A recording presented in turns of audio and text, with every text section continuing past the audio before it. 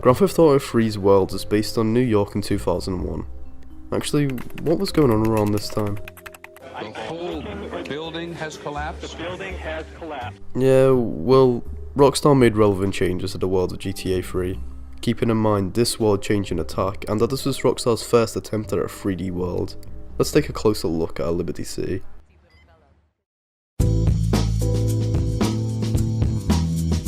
Portland Island is the Brooklyn of the GTA universe, at least before GTA 4 came out 7 years later.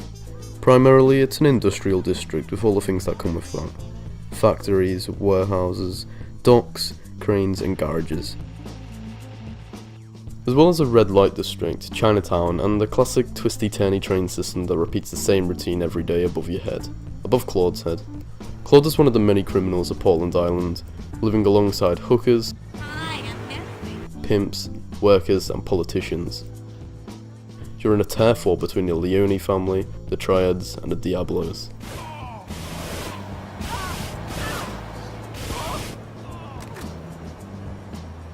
This is my favourite island, also the smallest but great nonetheless. Perhaps the size works for it because, to me, I feel like Portland was given the most attention by Rockstar, in terms of detail and design.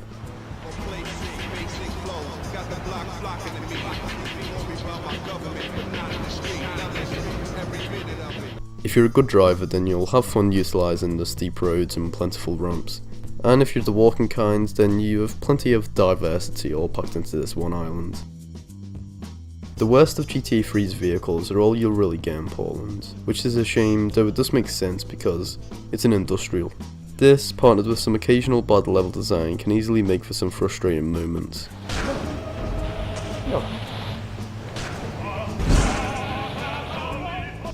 If you can find yourself a Kuruma or a Sentinel, the paint can mostly be overlooked. And watch the car, Joey just fixed this junk heap, so no fancy crap, okay?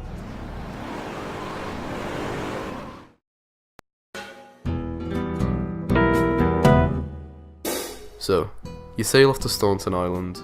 That was a clip from part 2, though just as relevant to this video as that one because you can indeed boat your way to Staunton, or drive, or even train. And once you're there, you join the land of the successful, the corporate, the 9-to-5ers and the corrupt. It's a business district, filled with high-rises, offices, busy roads and a place to fill your internet needs. No, not those needs.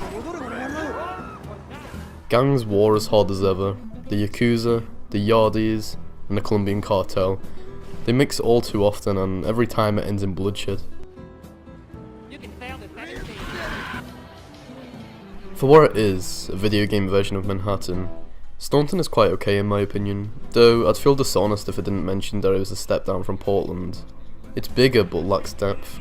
The streets are designed to be drove past at high speeds, and you can tell this from the increased selection of cars, the long straight roads and the low quality textures.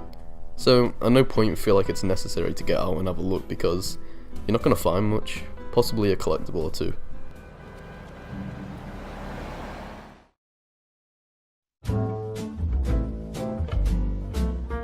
Shoreside Vale, equivalent to Staunton Island in real life, is home to a wider class of people. Its suburban area has the rich and retired living in luxury. Nearby you'll find an estate, home to the working class and the south side hoods. Across the bridge there are garages, factories, community services and an airport. You can even drive upon a dam. Shoreside is extremely unique. And that's fantastic, but there is one major problem here.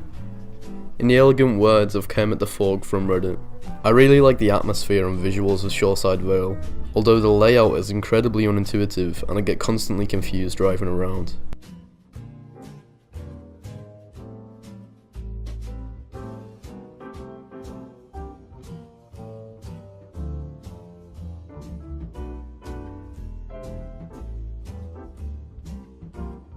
When it comes to connecting all these places together, Rockstar made a fucking mess of it. All these bridges, steep spiralling roads and dead ends make the time here, although short, very inconvenient and a complete piss take. Speaking of Rockstar taking a piss, they filled the entire island with ways to drown.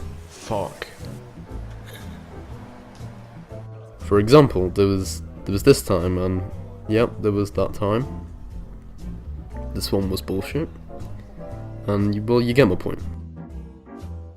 Christ. Yes, I'm reading off a script, or I am not actually looking at footage. For these reasons, I don't visit Shoreside as much as Portland and Staunton.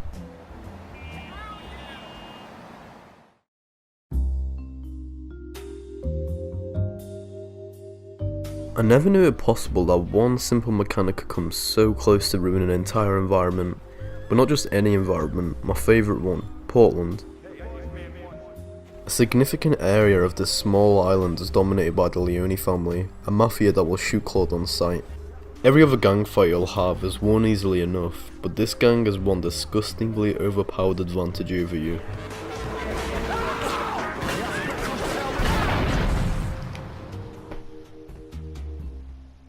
The shotgun, capable of killing you in a single shot. It's unfair because the majority of times you'll be driving, not one-on-one with your shotgun in hand. Oh god, no. Give us a break, give us a break. If you start a new game, you're able to explore the first island freely, without the Leones, the Triads or the Diablos shooting at you.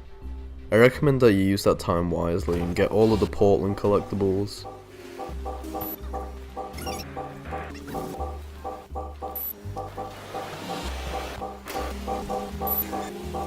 Do all 12 ambulance levels. And the 20 vigilante missions.